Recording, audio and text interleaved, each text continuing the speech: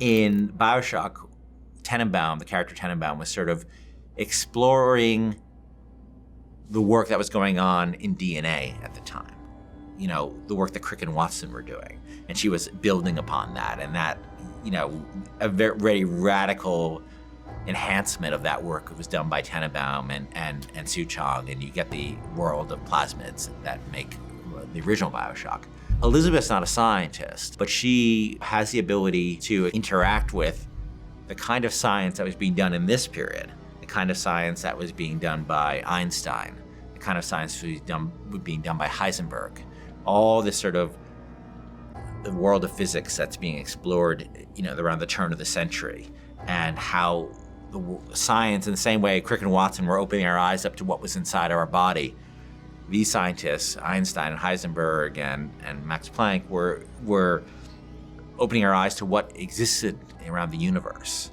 And everybody can see in the world of Columbia these tears that are windows into these worlds that Heisenberg and Einstein were starting to explain to us.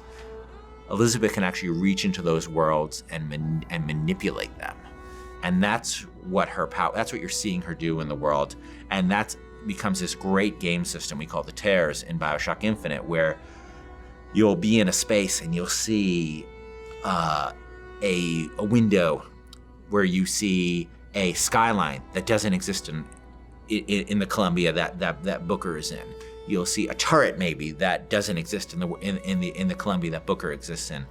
You'll see a bunch of founders who might come in and help you fight the Vox Populi guys you're fighting, who doesn't exist in the world version of Columbia that Booker's in.